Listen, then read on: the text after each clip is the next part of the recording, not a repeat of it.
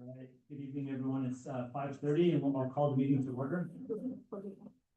And we will begin with item 2, the patriotic exercise. We have Audrey and Cora from BIS to lead us. Come on up.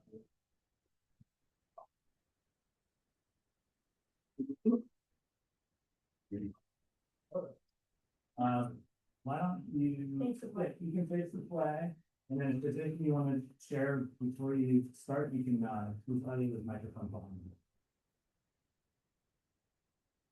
Yeah. Hi, my name is Audrey, and my name is Cora, and we're both in 8th grade.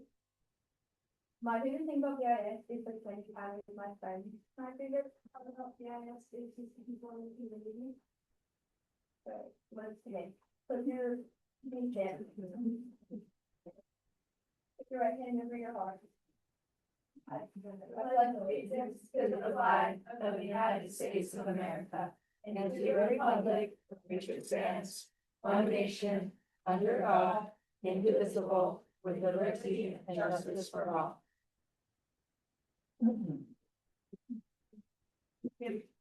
Thank you. Have a best.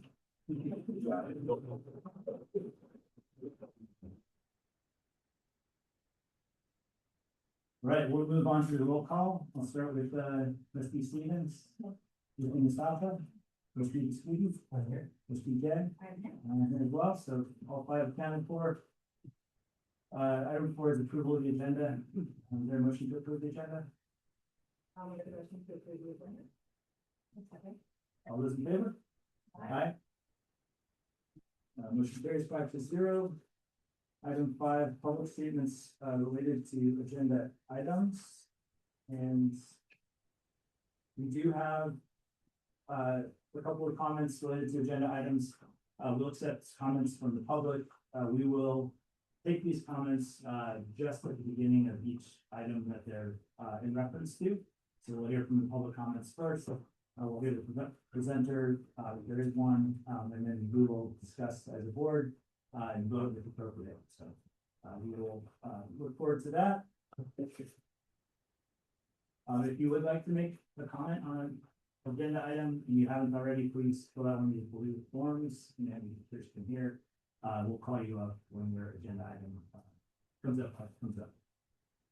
Thank you. So item 6 is the union statement. We have a representative from BEA. I know, I'm already thinking, don't do this, you yell at us again. No, our actual person has been stuck with between traffic and childcare, was unable to make it. So I figured I would come and say hi again. Well, we're actually presenting, dinner. Well, that was always good, the usual. Yeah. Okay. So for those of you who aren't aware, my name is Roseanne Lindsay. I am the president. I also teach 8th grade social studies here at BIS. Productively, BEA and superintendent and the district office have actually had very productive conversations since the last time you saw me. And we are moving and working towards solving a lot of those concerns that BEA is bringing up. We also have a lot of goals that are happening across the district. Hoover is doing very well with their idea labs and moving forward. Roosevelt and Washington have great productivity, coming up with new ideas and moving forward and building out this community with their classmates, same with at Franklin and Lincoln. BIS, you'll hear from shortly, so I don't want to steal their thunder. So again, we have had a lot of productive conversations. We are still very much working towards those things that I've asked for and those addresses, and hopefully we can simply make those progresses. So, thank you. Thank you, Roseanne. All right, item 7 is union statement from the CSEA. Do you have representative from CSEA? Okay. Statement of principal, Mr. Land.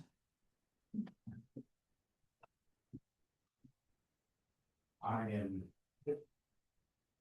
this part of the other part. So let me text my principal. What's going on? Well, I can say, just from getting back from vacation and getting back into the swing of things has been huge. My principals have been, we've been talking back and forth about the things coming up. I know one thing that we're doing is I'm going on a roadshow to all the PTAs to talk about sixth grade incoming students and what BIS is like. So I'm at Hoover on Friday, heading to Roosevelt, and I think McKinley's trying to double book me. So, so I know that's happening. I just don't have much else to say, because I want to really hold it for the rest of the meeting, so I'm not gonna, do too much at this point. So, Fair enough. Appreciate that, and good work on the PTA visitations, because we'll keep those kids in the district and Exactly. at your school. So I appreciate that recruiting effort. All right, statement of Dr. Marla Silversmith, our superintendent. All right, welcome back. Thank you to everybody. We started off with a very strong professional learning day. You'll see at your table the GPL chart from Nicole Tucker Smith, who presented to our full district work on common language and understanding around GPL. We have currently over 85 respondents back on the survey, with a lot of people really enjoying the morning and the afternoon conversation with Nicole. But a little bit of work to do with our breakout rooms. So that's good. Today they, in grade level meetings, they met again about UDL, and they're continuing to look at all of the opportunities for this and other things in the plastic. So that's super exciting. And as we move forward, one of the things Greg didn't say is this week he also has a sixth grade parent night. So there's a sixth grade parent night here at GIS, where we showcase all the wonderful things of GIS, which is wonderful. We're really excited about that. And then next week is our new TKK and new incoming parent night. So we're really looking forward to having people attend both. So lots of opportunities to kind of get to know us and see what's going on in Burlingame. Great. Thank you, Mara. Item 10 is our consent agenda. The consent agenda consolidates various items that we consider to be routine business. All the board members have reviewed the materials. They're all available on the agenda website as well. We vote on these issues. We vote on these items as a block, again, because we view them as routine business. If anyone has an interest in taking anything off the consent agenda, we can do that and discuss it separately. So if anyone has anything to remove. No? Okay. Great. In that case, I will move approval of the consent agenda. All those in favor? Aye. Carries 5-0. All right, item 11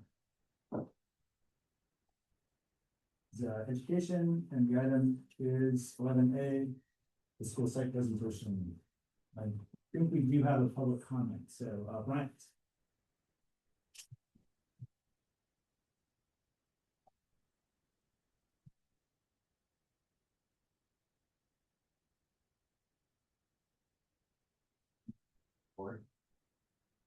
As you prepare to hear the upcoming presentation from Burlingame Intermediate School, you will see a snapshot, 1,155 students and teachers who are already living a vision of resilience, curiosity, and compassionate problem solvers.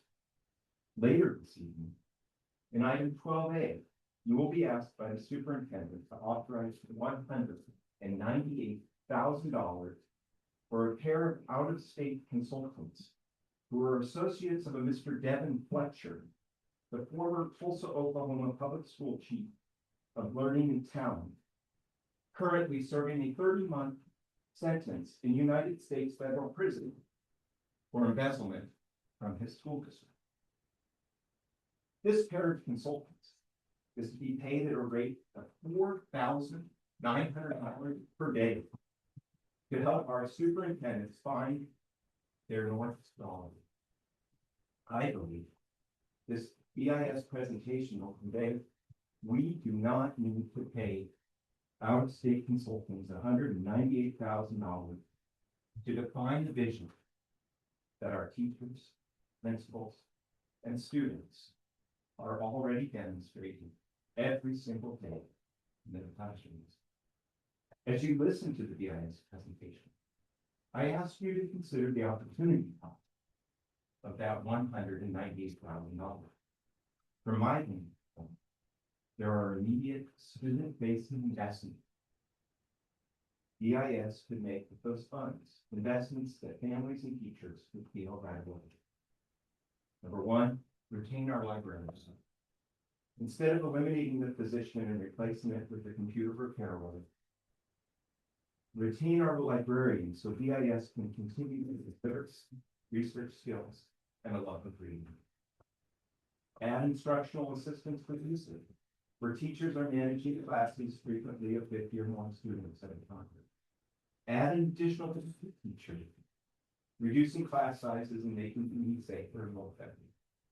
Fully staff our schools on day one, rather than scrambling weeks or months in school, or simply provide a one-time $1,000 bonus every teacher in the district as a tangible investment in retention and morale. I urge you to listen closely to the BIS presentation and recognize that our North Star is already right here in front of us.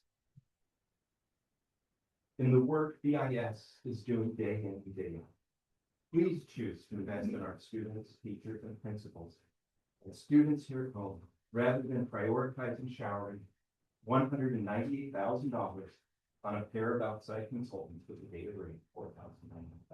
Thank you. Thank you, Brian. Great, Principal Ann.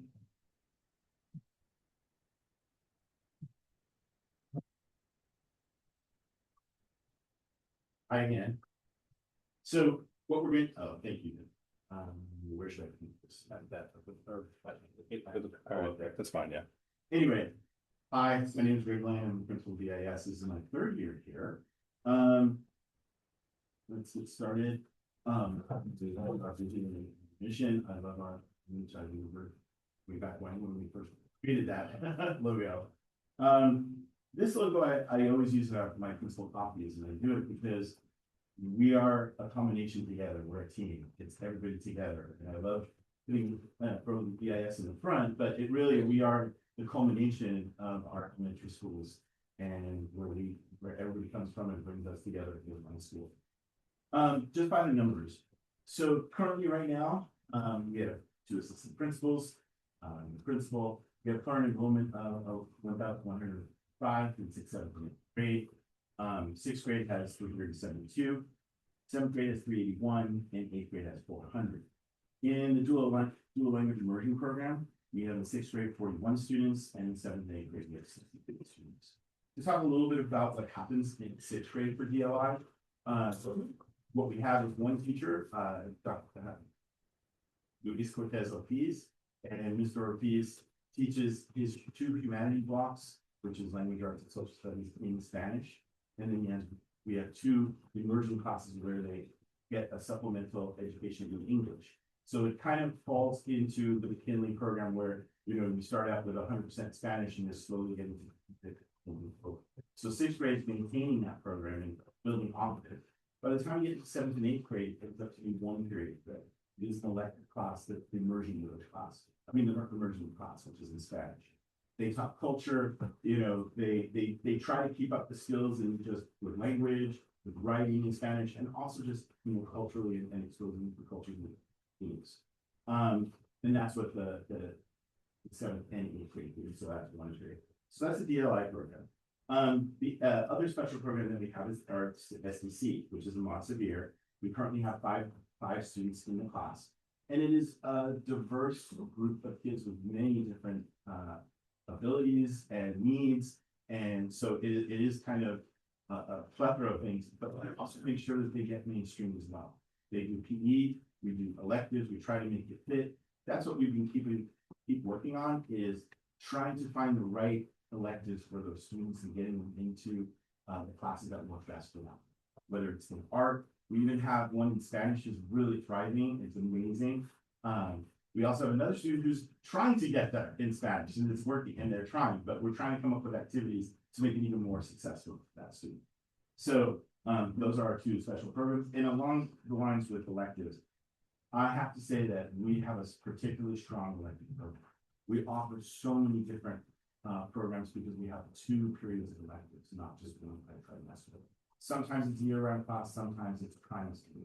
And in those instances, whether it's choir, orchestra, Trojan, band, art, digital art, ceramics, in each kind of art or performing art, we have more than one kind elective to be provided. Robotics, engineering, maple workshop. We've expanded into financial literacy classes. You know, we have so many presenting, how to communicate. These are all things that are part of our elective program. It is very robust, and I just want to say I'm very proud of it. Because right now, a lot of middle schools are coming back and doing less, not more. And I really appreciate the support and continuing that support for this ideas. So this is where I really want to pull back the curtain. It is about the magic of BIS. You hear so many things about the good, the bad, the I don't want to pretend that everything's perfect with BIS, but we are doing so many amazing things. I'm very proud. In fact, I want the teachers here who are going to come up to present and show you a little bit behind the curtain of what happens in the classrooms every day. Because I think you'd be surprised at the amazing things that have been done in classrooms, in department meetings, you know, just doing the regular day in and day out. It's great to hear about all the fun and special stuff that we do. And I'm very proud of all of that stuff, like the pep rallies, and you'll hear a little bit about that. But what we are really trying to do in a nutshell every day is create magic. And I have to say, these teachers are heroes because they go above and beyond every day.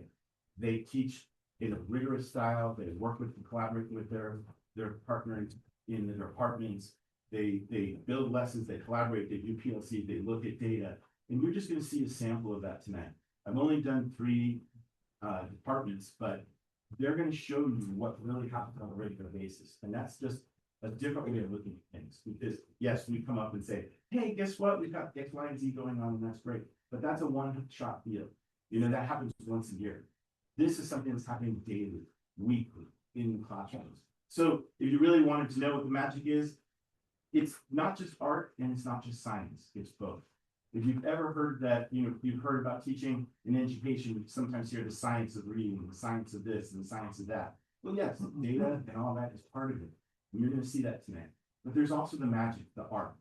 It is an art. We have artists here who entertain and are on stage and are bringing out their wands and bringing out their glitter. And they're really all the time trying to engage our students. So really our job, or my job as leaders, to create an environment of belonging where the students feel connected and the teachers feel connected, that we have a rigorous program, that it's not just, oh, we're just having fun, but we're also working really hard to make sure the students understand and learn and are ready for high school and for whatever the future lies. We also want to make sure that they're engaged, because if they're not engaged, they're not learning. And that's something that we have to have and connect with. So without further ado, we see ourselves as a bridge. We do it all.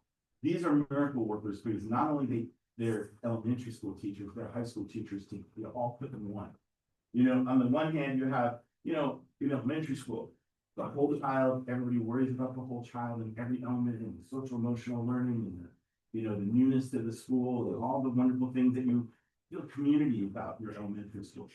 And then you come to the scary middle school, and we still have to maintain that elementary level of, hey, we're not scared, come and join a club, come do this, come do that, and let's have some fun.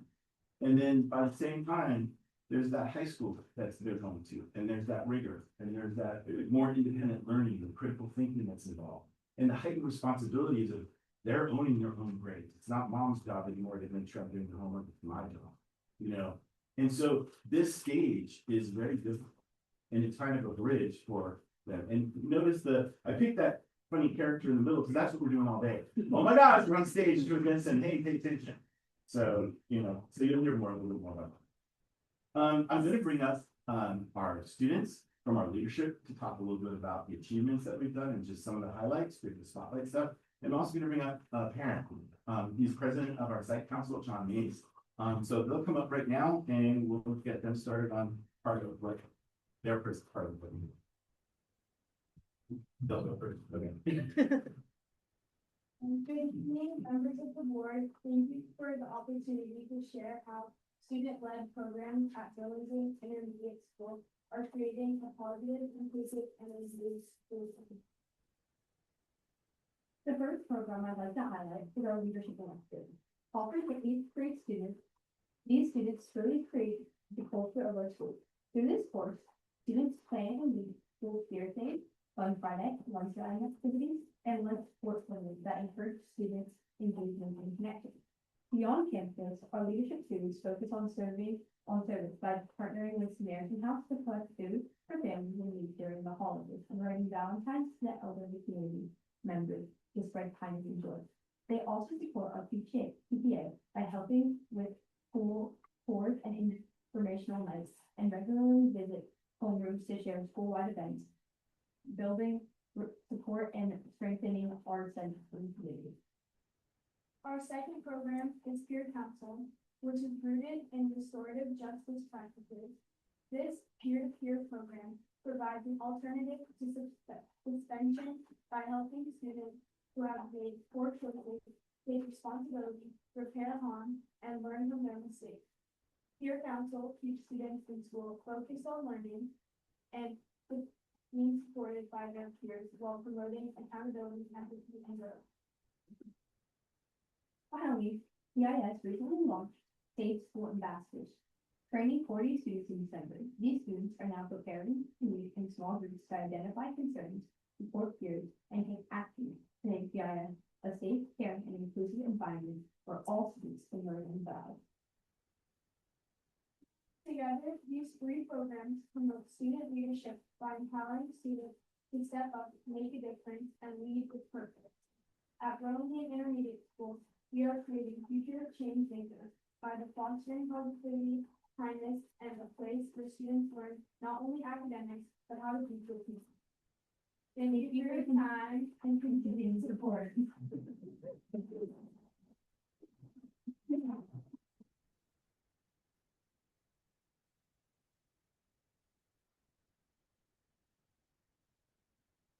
Hello, I'm John Mays. I'm the chair of the school site council. I've been on the site council for 6 years, so the 10 years I've been in the district. So 3 years at Washington Elementary and then 3 years here at PIS. This year I'm chair, which is brilliant.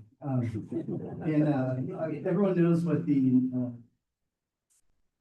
PTA does, but I wanted to share with you a few highlights. About the PTA. I'm a member of the PTA, but I only go to about 2 meetings a year, but I catch up in other ways. So there's ice skating events, obviously, and that was a lot of fun. A fire and ice dance, which I hear was great, although Greg did not dance. He did promise to dance at the next. So we have that to look forward to. We have an upcoming 6th grade social. Guest speakers, Chris Baum was one. There was a teacher holiday party, Top Golf Night Out, back to school night. And there was an after party at the which I hear was amazing. So I'll talk about the site council. I kind of feel like the site council is kind of like the spleen of the schools. Nobody knows what it does, but it seems important, right? So you all know this, but for everyone, the site council does the school plan for student achievement. It used to be the single plan for student achievement. I always thought it was the site plan for student achievement, but it's SIPSA. And we also do the safety plan. And one thing that we did this year is we were able to organize our schedule to kind of go with the flow of approval. And so the first meeting of the year was in September, and we went over safety. And some of the information that we talked about in our September meeting rolled over from the year prior. And Greg was able to come up with this safety plan that we discussed. And then the second meeting, which is in October, was for approval. And he had a lot more details about how the drills were going and who was in charge of what, which was pretty helpful. And then we came up with a communication plan that was conveyed to the parents as far as in a catastrophe, in a certain situation, if there's one of the big five happening, or one of the bad big five happening, where to pick up your child. And that was communicated to the parents. And I always felt that that was important because as a parent, you don't know what to do. Everyone here may know what to do, but parents don't know what to do. So having that communicated by email a couple times, I think was a pretty important part of that. And I like to see that continue. For our October meeting, we had the delightful CAST results coming out, and Greg was able to provide us with an analysis of what that meant for the school. we came up with some ideas on how to address some problems that arose. Same problems that we've sort of seen over the last few years or so.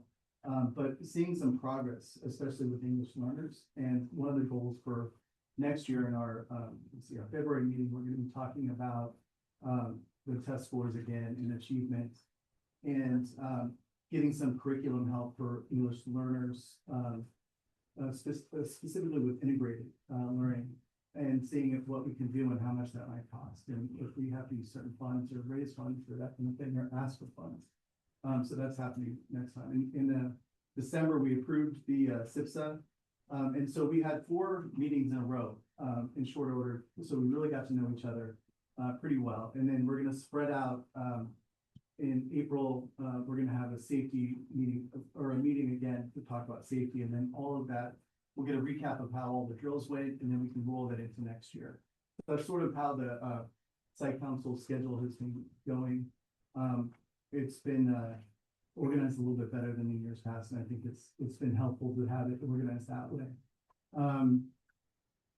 As far as the parent experience, I think that having been at Washington, the elementary school experience is usually where parents get their first taste of community service. And having this transition to the middle school, this is an enormous middle school. And there's a real chance that a middle school of this size kids could get lost.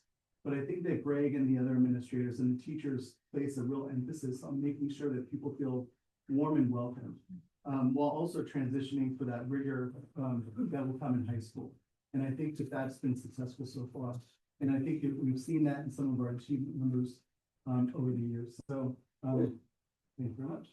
Thank you.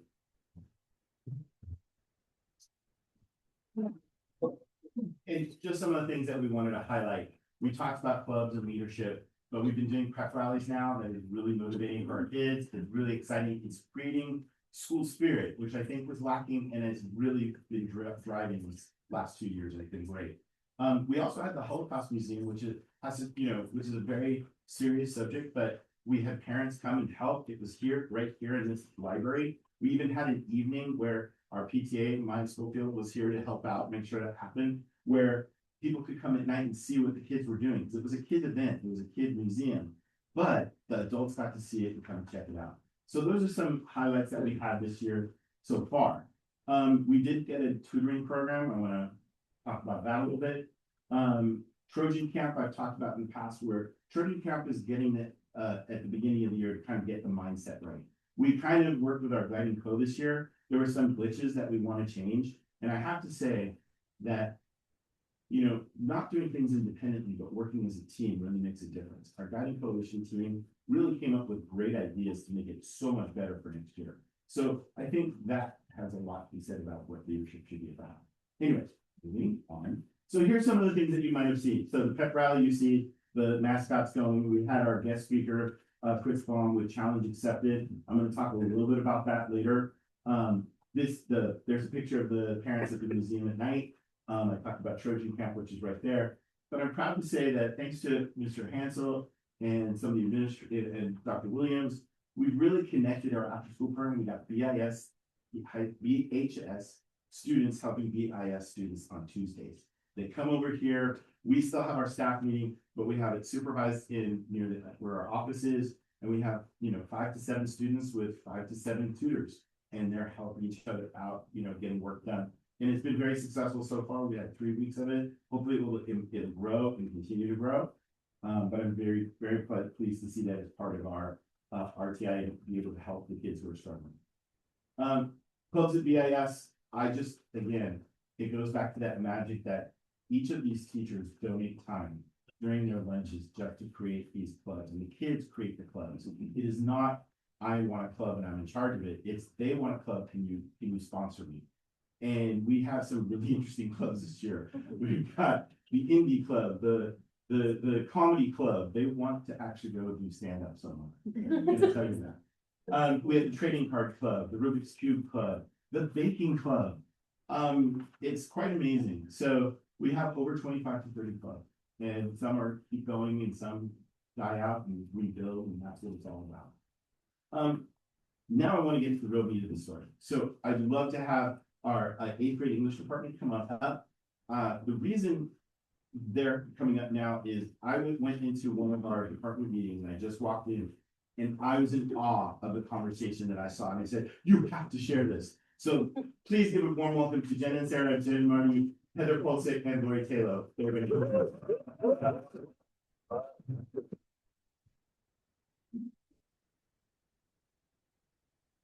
Oh, yes, I will use this, yes, I'm Jennifer and Sarah, I've been here since the 1900s.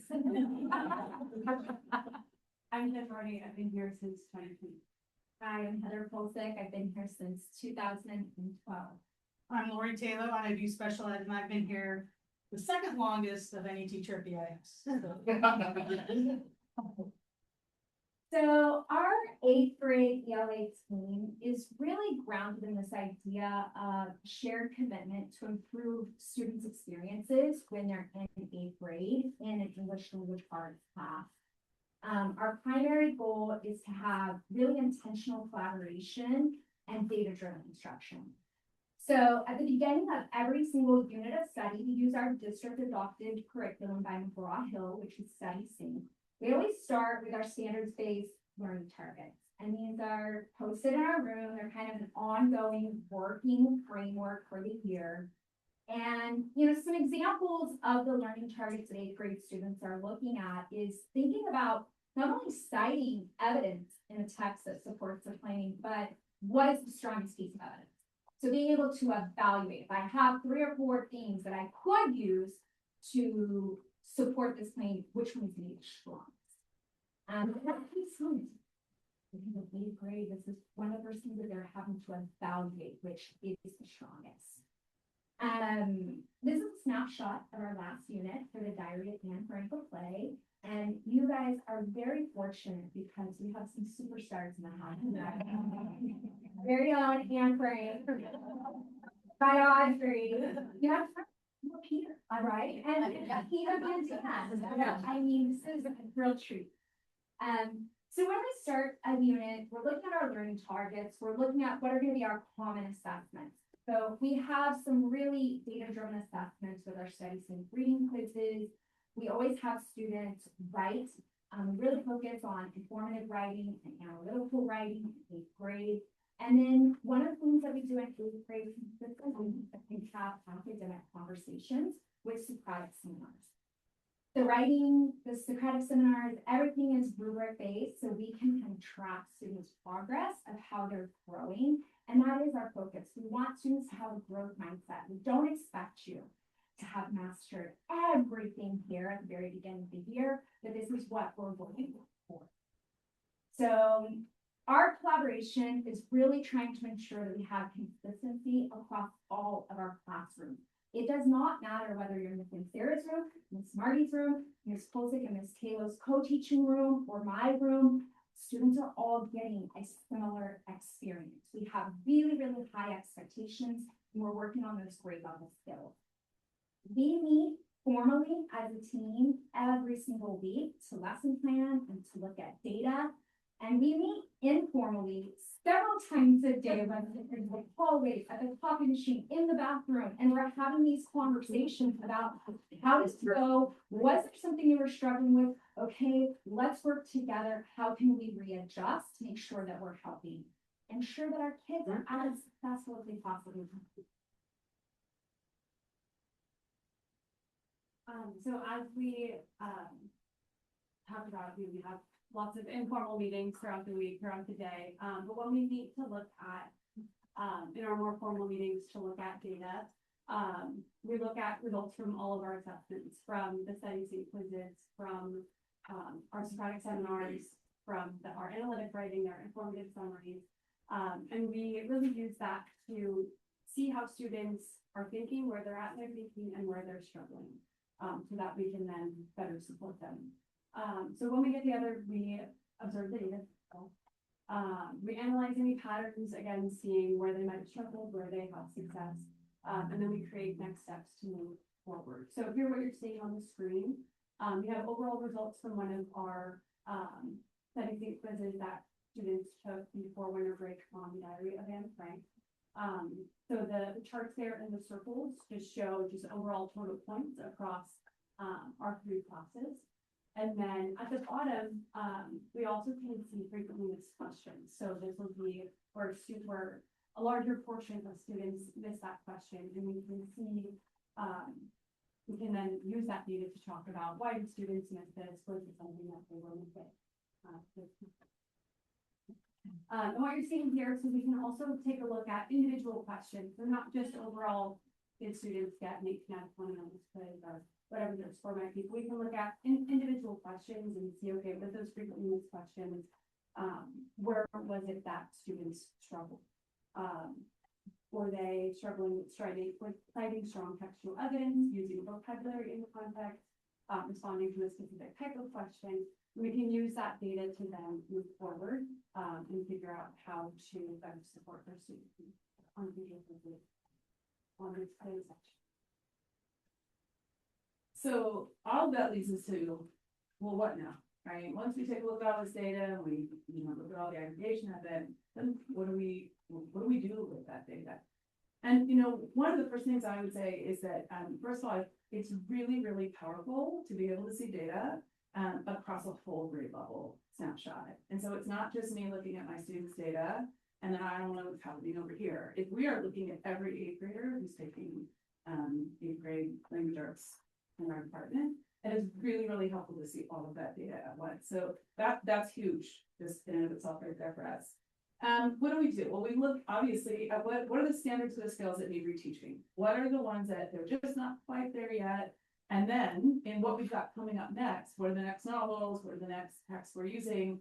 Where can we go back and recycle to these skills and these standards and make sure that they're getting it again and again until it's easier. We also sometimes we will look at the ways that our assessments themselves have fallen short.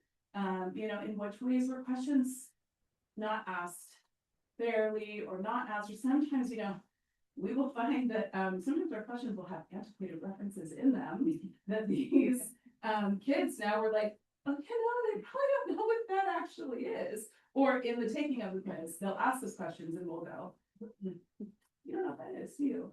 So, looking at making sure we're not repeating that mistake over and over again, and making sure that we are, changing questions that maybe falling short.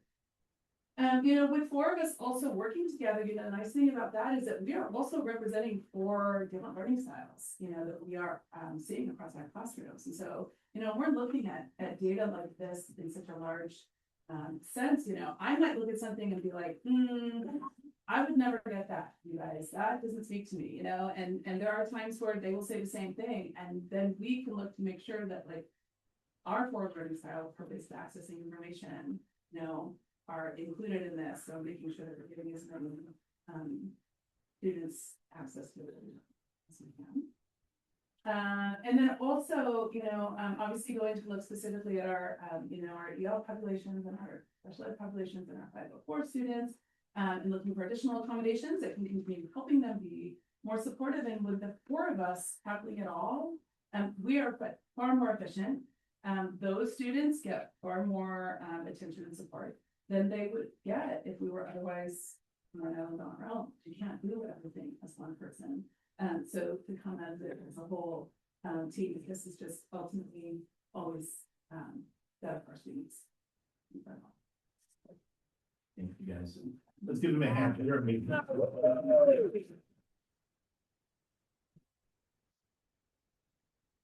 So now I'd like to bring up Sunshine Dean.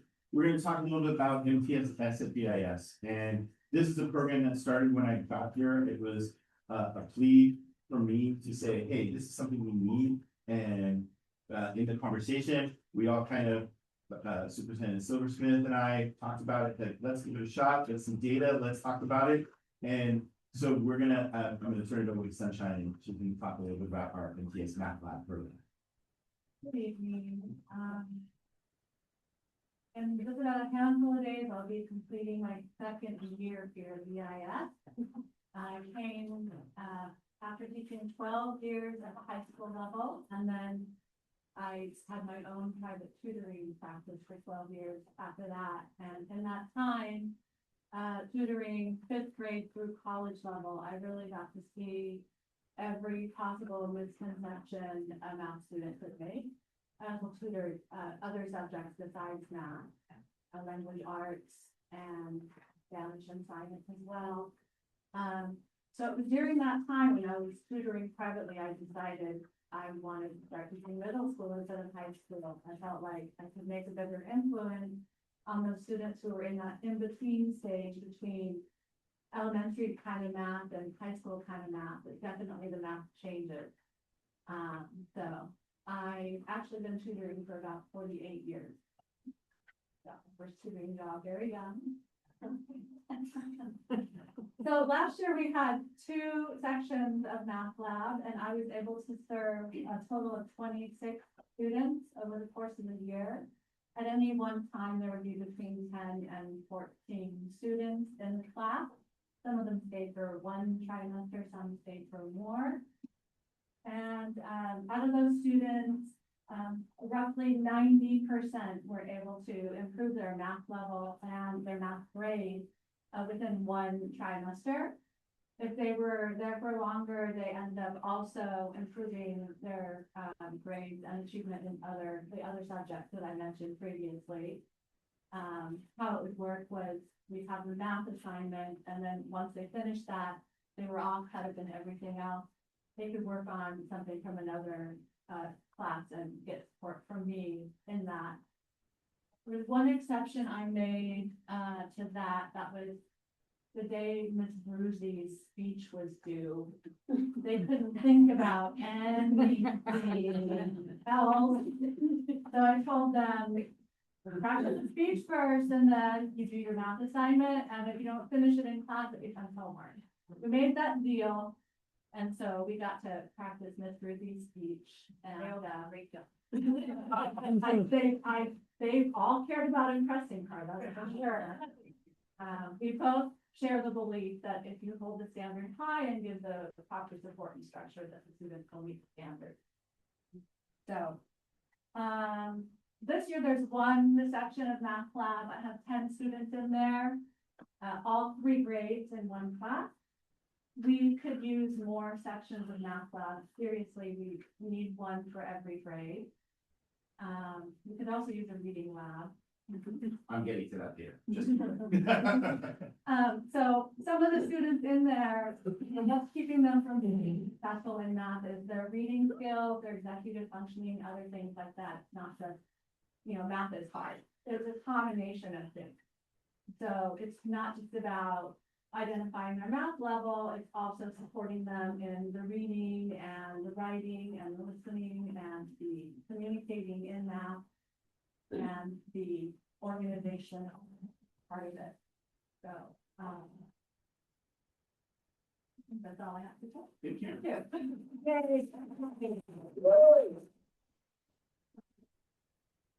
One of the things that I was gonna have her mention that we talked about it, was not only do they do the on grade level interventions for math lab, but also kids who are accelerated, in the accelerated classes who are struggling. Oh, yeah. They also get to be part of a math lab for at least maybe 1 trimester to get them up to speed so they can maintain or stay in the accelerated program.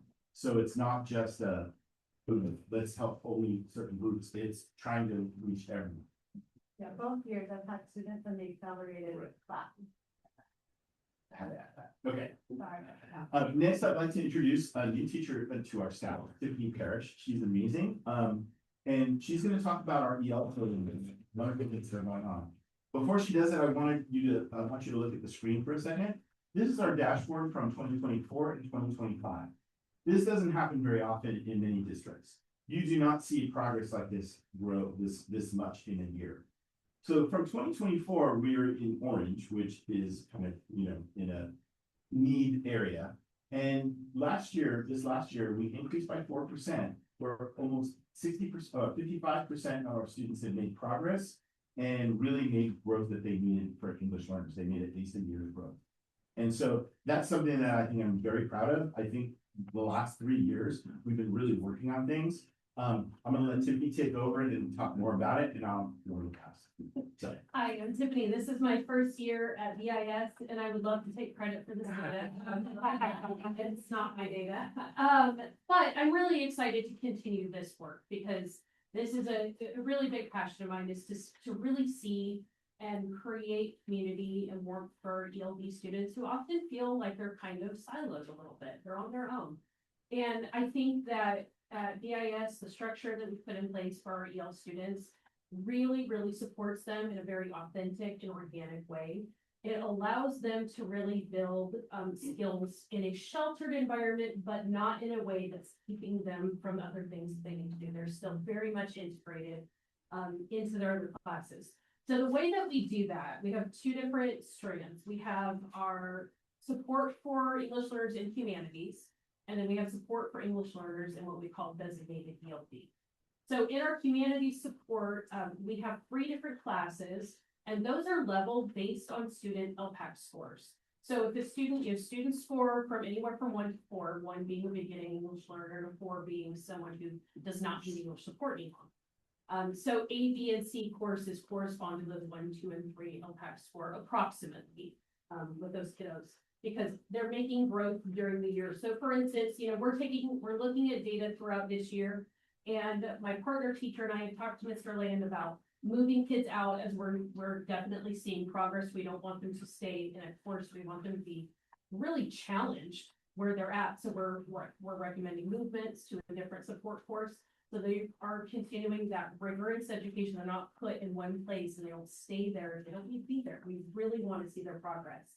So they have options for that. I teach the BNC courses and my partner teacher, she does the support A students. And in support A, in all 3 levels, students are getting both grade level standard and content, but they are also getting that instruction infused with the language standards, which is really important because they're needing to learn how to access English, not just in our classes, but in all of their other classes as well. So in humanities, they are getting grade level content. In my partner teacher's class and her support A class, she really focuses on those foundational language skills. And she is doing a fantastic job with that. But it's quite a lift. It's quite a lift because she has kiddos who need support, who need very intensive support, who are newcomers. To those who have been here for maybe a year or so, but are really still refining language use before they can move up to a support class. So that's our humanities strand of support. In our designated EL support classes, these kids are really working on designated activities around language.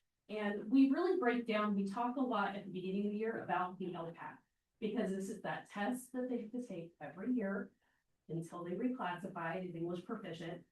And we really want them to have an understanding of why they're taking that every year, what's on it. Let's talk about the skills and see how those language standards are going to help them master those skills. So in designated ELD, they are working specifically on those language skills because we want them to reclassify. So in my classes for designated ELD, they do that through rotations. So every day they are working on some rotation in my classroom around language skills. So they work on reading, they're working on speaking and listening, they are working on writing, they work on vocabulary. So I work with some of my colleagues in our science departments, particularly to get some science vocabulary. So they get front loaded in ELD before they see it in science. That's the goal. And then they have a small group rotation with me once a week. And so we work on different skills. Sometimes we're working on reading fluency. Sometimes it's a data check-in. Let's look at, we're using Amira a ton. And so that's been a nice resource for us because we do a little data check-in. How are you doing with Amira? Are you making progress? And then we also do like some speaking exercises, in a smaller group setting. So it's very flexible, but it's routine. The kids, it hums like a little machine, a middle school, chaotic machine sometimes, but it's like a machine. But it's really, the goal is to really help them access language because in those ELD classes, they're students of all LPAC levels that are all mixed together. So we kind of group them to where we can give them some specialized instruction at their level to meet them. So I'm so excited to see this data.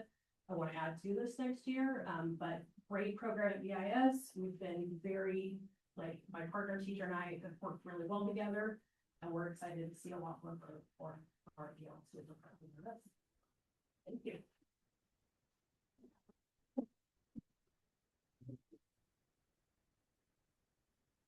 Start thinking about our goals.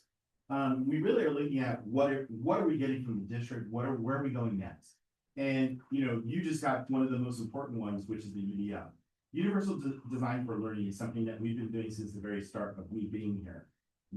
I have a few experts in the room, including Ms. Bruzy, who we really are starting to listen and learn and practice UDL strategies. What I found amazing is also this week, we were just, was it this week or last week? We went to a training. Last week, sorry. That's all coming into a blur at this point. But we also had a training at the county for our English language support. And that's one of the things I forgot to mention it. But that's something that we also think is very important as well. We were trained in Jeff Weir's, which is academic conversations with Marlon knew Jeff, and I was like, oh my God, I was fanboying, and we got some great training for academic conversations, which what you heard was integrated what's happening right now. But we also are going further with the CRLP English language, how does language work? And it's a 3-day seminar that we're going to right now. And so far it's been incredible. It really ties in UDL. It's so funny because Principal Geronimo is part of the workshop as well. And she goes, I have an aha moment where this and UDL goes really hand in hand because, and she just gave this great example. I was like, yeah, this is going to work. So these are some of the goals that we have is, continuing with the EL support that we're talking about, that training, UDL training, making sure our students are engaged and belonging. And that's that magic and that we keep talking about with the art and culture of the school. Giving student agency. You really have to hear those students because they are driving what's going on in their classes. They're that leadership, they're determining what we're doing and the fun that we're having. And then bringing the districts, thanks to Don Scadina, bringing community matters and talking about the restorative practices and the safe, state ambassadors. These are all goals that we have, and I think that will continue in the future. How are we going to know that? What measure? It's the CAPS testing, of course, the English learners on the dashboard, climate and health kid surveys. We've really made progress over the last few years. From COVID to now, if you look at our health kid scores, there's been a pretty good increase in a lot of areas. Not every area. I mean, again, we're not perfect, but we've seen some growth substantially in some of the areas of just what some of the seventh graders are feeling and thinking about how they feel at school. Again, these are just highlights of some of the things we're doing. There's the restorative practice, the ELP training that we're talking about, the agency. I will bring up this because this is going to be coming up in a little bit. We had Chris Baum come, and Chris and I have known each other for about 20 years. He's written 2 books. We did this 2 years ago, and this was the one this year called Challenge Accepted. When he presented this book, one of my futures, my dreams, is in this, and I'll talk about that in just a moment. UDL training, like I said, is an essential component to what you're talking about. You have that in front of you, so I'll let you look at that as you're learning. So just some ideas for the future. So I'm going to have one more person come up to talk a little bit about our future. I'm going to actually come back to this because this is an asset. This is what are we dreaming about? And part of that dream is something right here, which is something called Avid. This is a program that, again, Superintendent Silversmith and I talked about. She said, yes, let's do this. Let's get you trained. Let's go. And this is something that I think is really worthwhile. So I'd like to introduce Vanessa Stubbs, who's our teacher for Avid. Thank you so much. And I know we've been sitting for quite a while, so I would invite anyone who would like to take a quick stretch break to stand up. It's something that I do with my students consistently. So if you feel the need to stretch your leg, I do. Anyone in the audience, feel free to do the same as well. Thank you so much. So I am so proud of the work that is happening in our Avid classroom. I was fortunate to be able to speak in December at this meeting, and I said I was excited, and I am excited. So one of the things that we are doing consistently, either weekly or bi-monthly, is our community circle. And this is with the help of our counselor, Mrs. Dog Yang.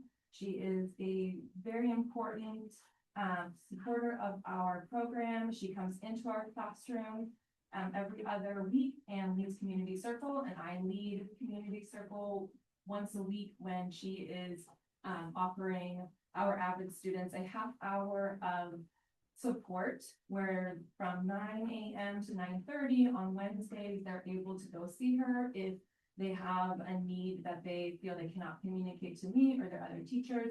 She opens up her office time and is available to them. But I'm really proud of our collaboration.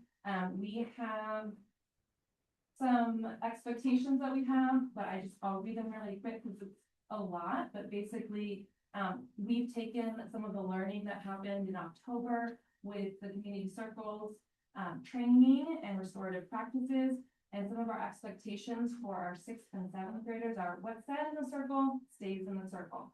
And no one can pass, as in not speak more than twice. If you don't have the talking piece, it can be a squeezy, like a fidget, a ball, a roll of blue tape. It really doesn't matter what it is. If you don't have the talking piece, you are listening with your ears, with your eyes, with your body. Encourage and support each other. No judgment in the circle. Make the environment comfortable for others to share their thoughts and feelings. Speak for yourself and yourself only. Respect everyone's thoughts and feelings. And if someone is not participating, I can make the mature choice to ignore them and focus on those who are participating in the circle. Be kind and you'll be fine. So these are expectations that our students came up with, and I am proud of that. In addition to community circles, we are also doing the AVID tutorial. It's a 10-step tutorial process where the students complete a TRF, and TRF stands for Tutorial Request Form. So this is a paper that they're given usually on Monday. If we're not in school on Monday, then they receive it on Wednesday, but they get it on Monday, they fill it out, they identify their initial question. And this initial question should come from a core class such as math, science, ELA, EL, or their social studies class. If they don't have a point of confusion from a homework assignment, from their textbook, then they are asked to come up with an executive functioning question, or it might be more of a life skills question, but we encourage them to focus on their core classes first.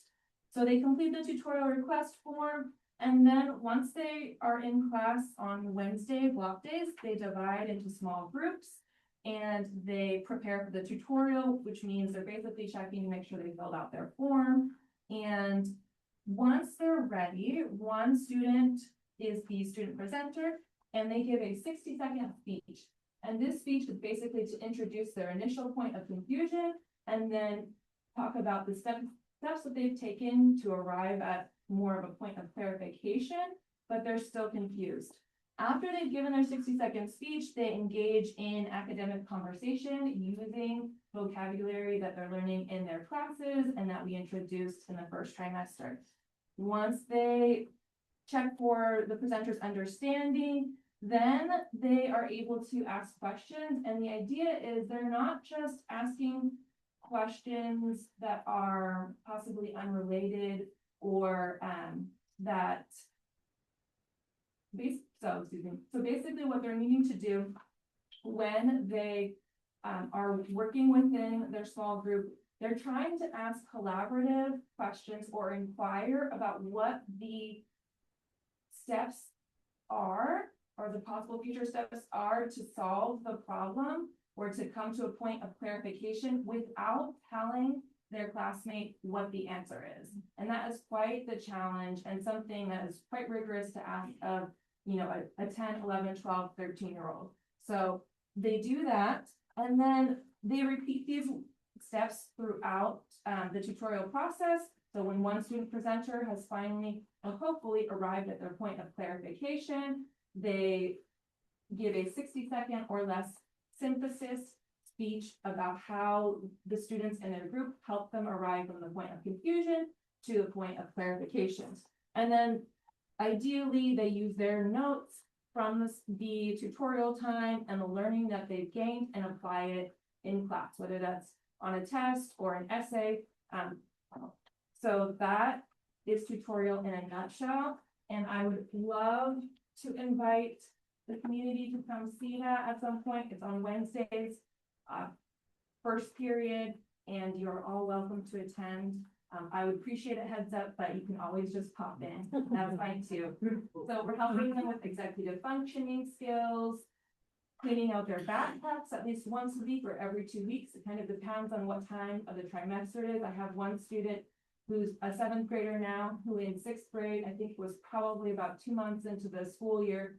I told him, okay, so this is our Friday backpack cleanup time. And he was digging through his backpack. He got into a pocket and he pulled out this plastic baggie with this rotten apple, and it was like this prize. I'm like, okay, to the trash can it goes. So that's kind of one of the fun things that we do as a routine in our talks. I'm also super grateful to Burlingame High School and the AVID department there.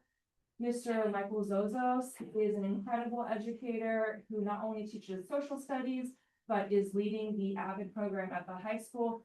And within the first few months of starting our AVID program here at BIS, last year, we were Mr. Zach Hansel and I were in communication with Mr. Zozos, and we started an old-fashioned pen pal program. So our 6th and 7th graders are writing letters that get hand-delivered to BHS, and then when the high schoolers are available and able to respond, then they send their correspondence back to us, and it's quite the fun experience for our students. So our ask is that we have 3 grade level classes, so a 6th grade, a 7th grade, and 8th grade. Mr. Hansel and I are working on promoting, so I will be at the 6th grade incoming parent night tomorrow night to talk about how wonderful this program is, so that our 5th grade parents are more aware of it, and we can build and grow our 6th, 7th, and 8th grade courses, because it would be fabulous to have 3 full complete classes. And this is, of course, for our promise, first generation college students, and then those who need more assistance with their executive functioning.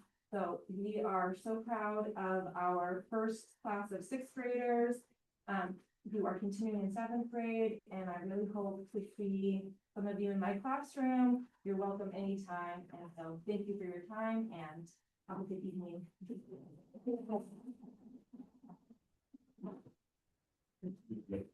I'm rushing to the end, so we're gonna just do dreams and then questions.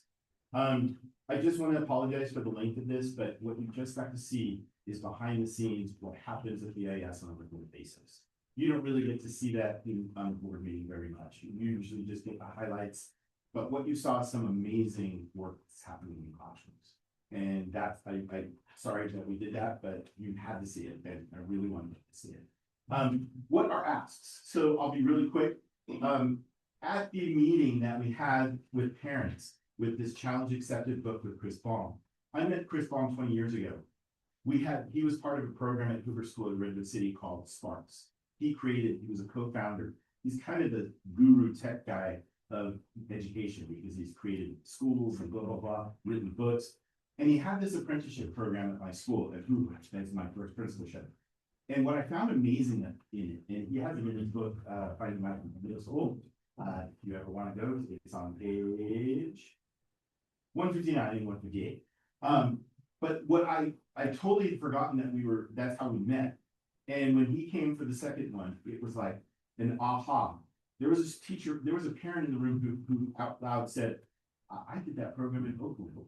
And he actually, Tony Lee from McKinley, and actually said, and I just dawned on me, we need to do something like that, because an apprenticeship program is basically something where it's an after school program where we connect with community members and we say, hey, these kids are interested in certain things. Can they go out in the community and learn some little aspect of maybe, it was John gone already, but editor-in-chief of the San Mateo Daily Journal. Maybe you want to know something about journalism, or go to the San Carlos airport to learn about flying. Something that gets kids interested, because again, agency and engagement is critical. And if we can just get them in a spark somewhat, and that's why it was called Spark, some sort of spark.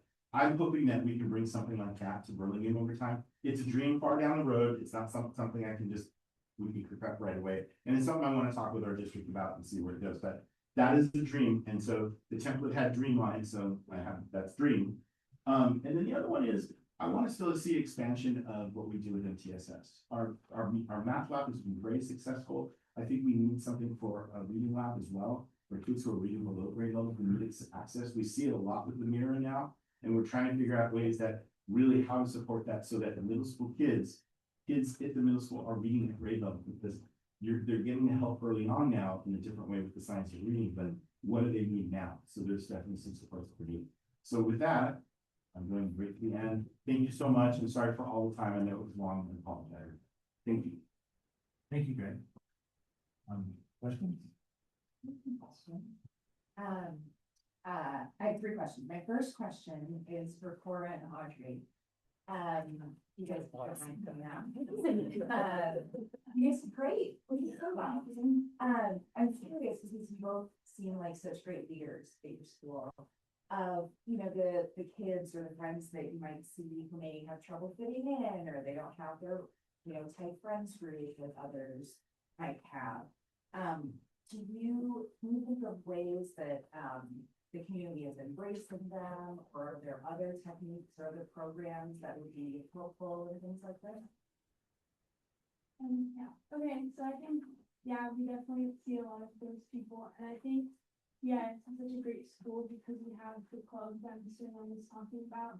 Those students who find themselves in those situations, they can definitely join the club, start some electives that might engage them more. They can find friends or some people that they really have connections with. Yeah, like I don't know for the club thing, I definitely think that like when someone's feeling lost or just not with physical people, they can find a passion in an already created club, or they can make a club that can like find where they can find their people and just really connect with the people in the community. Thank you. But other two questions I had are amazing on the 8th grade English teachers. You all are a powerhouse. That's amazing. I really liked what you said about getting to see data across all students in the grade. Does this happen with like other teachers, like all the math teachers, all the science teachers? I'm gonna say yes. So I could bring in the 6th grade math and science teachers and they collaborate. Now, are they at different stages? Definitely. Are everyone looking at data at the deep level that you just saw? Not really, but they're getting there. And that's something I'm very proud of. What you might see later on is data, something that Matt and I have been working on, which is a template where all the departments are getting together and making common assessments. So we're growing that. I do know every department is collaborating and on the same page. So that whole thing that I think Ms. Sansera said, where it was like, hey, what happens in her class is kind of happening in my class, and we're all kind of going together. That is the theme that we have in middle school. So all 6th grades kind of doing that in the humanities department. Same with the math and science department, 6th grade. Same with the science. 7th grade science and 8th grade science are pacing themselves together, collaborating together, planning together. Now we'd like to, in some instances, I want to see the evolution where you saw the data analysis. So that's kind of, everybody's on a different part of the path, but everybody's on that path and they're doing some part of it in some degree. Great. And then my last question was for the math lab for Sunshine. That it's great that it's like all expansive throughout any type of need that a student has. Do you see kids who have IEPs and 504s as well? Yeah, last year I had a few more students with IEPs than I have this year, but I do have some with 504s as well this year. Great. Yeah. Great. Sounds great. Thank you. I had a question. You mentioned Greg, the guiding coalition. Can you just talk about that for a second? Sure. That's not something I feel like I've heard much about. So. No, that's totally good. So these brave souls join me 7:45 in the morning every other week, and it's basically a leadership group, but it stems from the idea of professional learning communities. For any staff member or any educator who's been through it, professional learning communities deal with 4 questions, and those 4 questions are about learning in the cycle of inquiry. And what happens is a guiding coalition comes together to be able to help guide that. That's the guiding part of it. And they're a leadership group, but they're a leadership group who are, again, have agency. They're helping guide where we're going, rather than just a leadership group like in the old sense of the word. So basically, a guiding co is kind of that leadership group, like where do we need to go?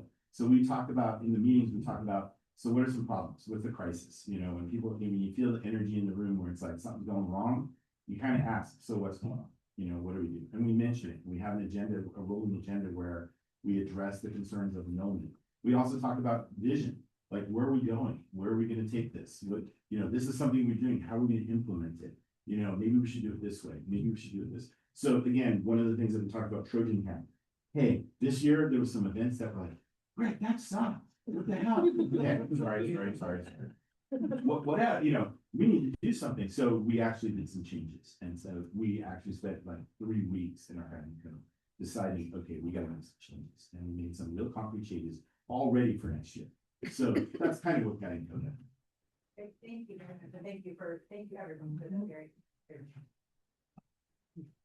One question about ethics.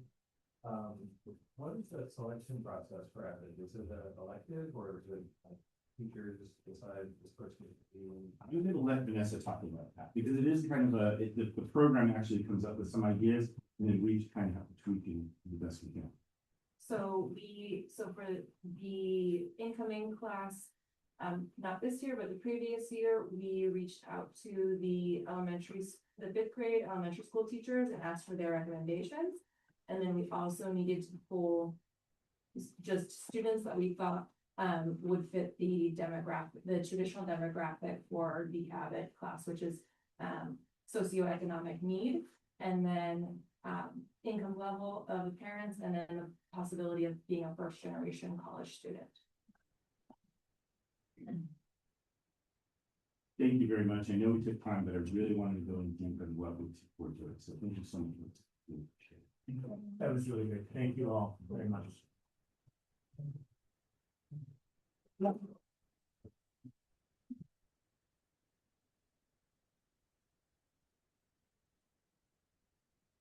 All right, item 12 is Tracy Chart 1, development on this Tuesday.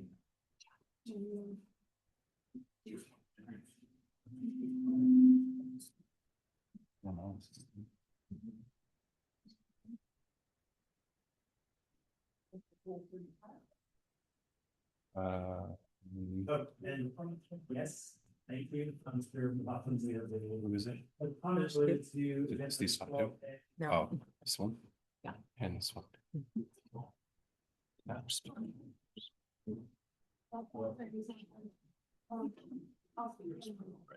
Board, if you know our superintendents, they can spend $198,000 over the next 12 months. Allows to be paid their rate. Members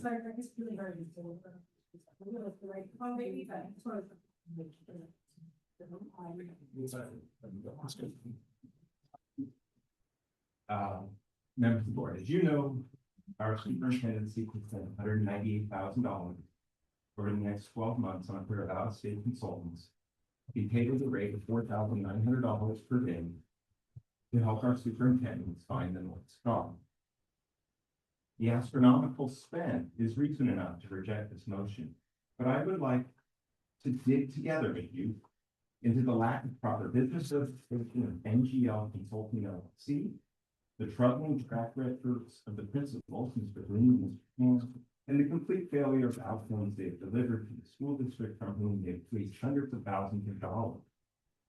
A simple search on the California Secretary of State Business Registration website reveals Mr. Green and Mr. Shan's MLG Consulting LLC is neither incorporated in California nor registered as an out-of-state LLC with the Secretary of State to engage in business activities within the state of California.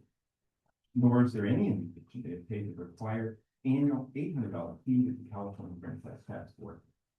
By Education Code sections 35160 and 42638, a California school district cannot lawfully contract with a vendor that is not properly registered with the California Secretary of State or in good standing with the Franchise Tax Board.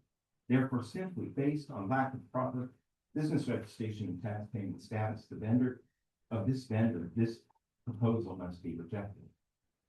I requested clarifying information from the Burlingame School District regarding MGL Consulting LLC via public records request, but thus far the Burlingame Elementary School District officials have not responded to the request. So what do we know about Mr. Green and Mr. Ulrich Shannon, the principal of MLG Consulting LLC? Mr. Martin Green was Director of Academic Impact for Tulsa Public Schools from 2016 to 2019, which coincided with the tenure of Mr. Devin Fletcher, who was Tulsa Public Schools Chief Learning and Talent Officer from 2016 to 2022. Mr. Martin and Mr. Fletcher are both alumni of the Broad Academy, historically in Los Angeles, but now located as part of the Yale University School of Management, which seeks to train consultants and managers for K-12 public education institutions. Between 2016 and 2012, Mr. Fletcher, along with other Broad Academy alumni, created Snickelbox LLC, which purported to offer consultative supports related to school-based talent strategies, with proposals that offer visioning, roadmaps, talent framing, deliverables that are difficult to quantify, easy to invoice, and easy to invoice without rigorous proof of work. The current $198,000 proposal before the board from MGL Consulting mirrors the consultative supports language of visioning, roadmaps, and talent frameworks used by Snickelbox LLC. Ultimately, Mr. Fletcher was convicted of embezzlement in a United States federal district court, given a 30-month prison sentence, which he is still serving, and ordered to pay $593,000 in restitution. A subsequent Spanish. Okay, I'll very close attention. A subsequent audit highlighted contributing factors to this fraud, such as the $25 million spending which bypassed the request for proposal process. It appears that the Burlingame School District is also seeking to circumvent the RFP process for its award of $198,000 to MLG Consulting LLC. Mr. Green led AUSL to also land a $275,000 contract with Fort Worth, Texas Independent School District to implement community-driven visions for student learning. Despite massive outlays to AUSL, Mr. Green, the Fort Worth, Texas Independent School District continued to accumulate F ratings in the Texas scoring system for 5 consecutive years, leading to the Texas state takeover of the district in October 2025. Trustees, instead of prioritizing $198,000 on the Fair Valley State Consultants with a daily rate of $4,900 without proper registration with the California Secretary of State, a record of failure in school districts across our country, and close ties to its convicted federal criminals. Would you please consider using those funds instead to retain the librarian position at Burlingame Intermediate School and other programs? Thank you, Mike. All right, and I believe we have presentation via Zoom. Yes, thank you. Good evening. Based on, we're bringing forward tonight the idea of Burlingame Promise, it's a future roadmap. So since about 2019-20, when the director of innovation and was here, there's been a lot of conversation around profile of the graduate, along with a strategic plan for the district. So tonight we are bringing forward consultants to help us walk through that and meet with various different educational partners in the community as a third party, neutral party, to hear different voices and then help us formulate a roadmap that we would be able to have as a district with the English standards going forward. Are you ready? Yeah. They're Yes, I'm here. I'm so sorry. I think just because of the distance, it's a little bit hard to hear. But can you all hear me clearly? uh,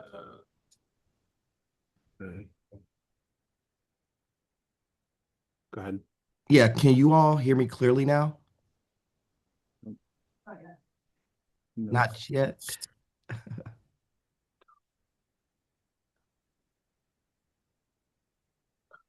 Go ahead and say something. Yes, can you all hear me? Mic check 1, 2.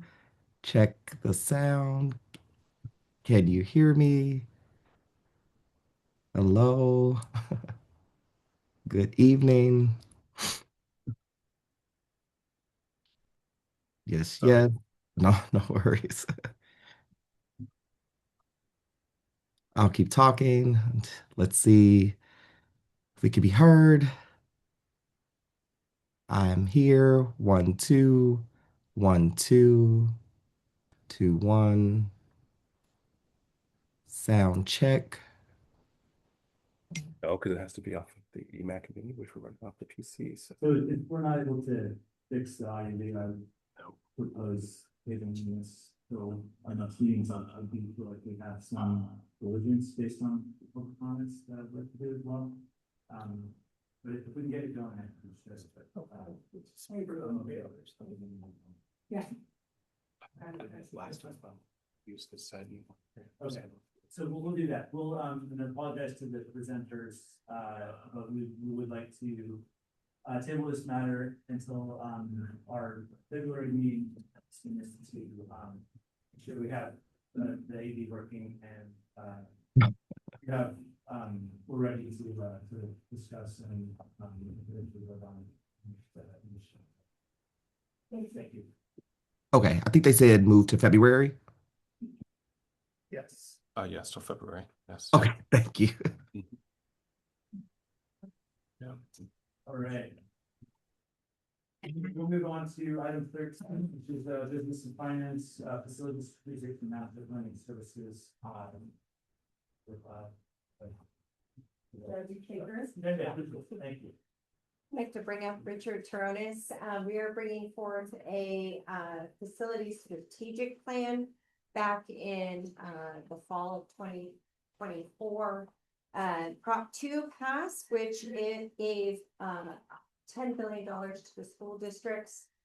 And requirement for that is a strategic master plan that we haven't done since 2016. So Richard is going to talk about that, but the largest component of the strategic master plan is being able to apply for grants. And the last strategic master or strategic plan that we had brought almost $20 million in grants for modernization to our buildings. So, Richard. Okay, thank you. So I'm just going to walk through real quick the proposal that we presented. It's broken down into a component structure. The first component being sort of fact finding and preliminary information and background information, meaning a facilities assessment. Fortunately, you know, our firm, our staff, and even our consultants have a lot of facilities knowledge on having done the last consecutive 4 bond measures for the district. We know the sites really well. So I think we can do a facilities assessment with our consultants that's fairly targeted, looking at emerging issues that we're aware of, you know, site plumbing issues, building plumbing issues, et cetera. But just looking at existing conditions throughout the district.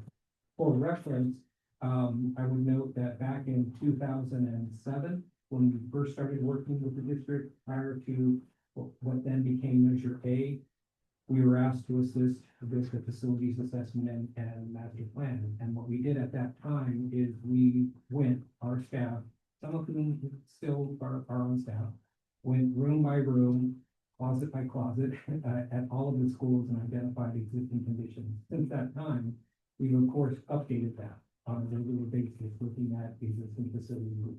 So the component one would be developing background information in terms of by doing that facilities assessment and gathering other documentation, doing a specific analysis of the previous master plan that was done in 2016 by LPA, identifying what improvements have been done, achieved, and what still might remain, what might remain as a whole, what was sort of set aside by the time, at that time, by the board as what I would call sort of pie in the sky, that was not achieved. You know, examples like rebuilding all of the MPRs.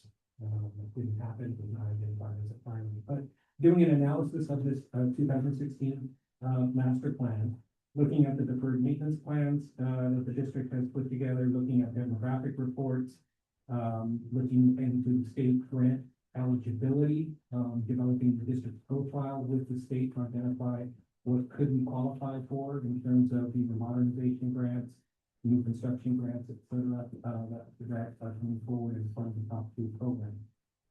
That then would lead to facilities engagement as part of our component 2, meaning reaching out to the community to identify with the district what are the emerging wants, needs, wishes, hopes, dreams in the community for all of our school sites, having community meetings at each one of the schools to get a refresh.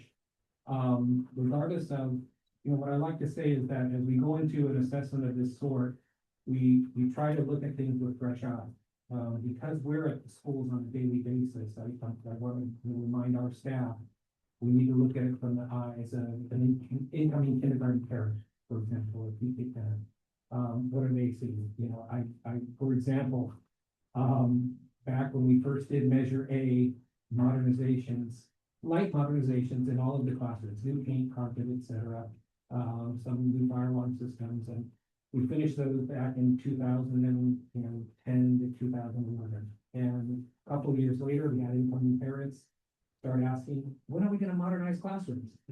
So what I like to say is that, the community is like waves on the sand, on the shore. They keep coming and they're always fresh.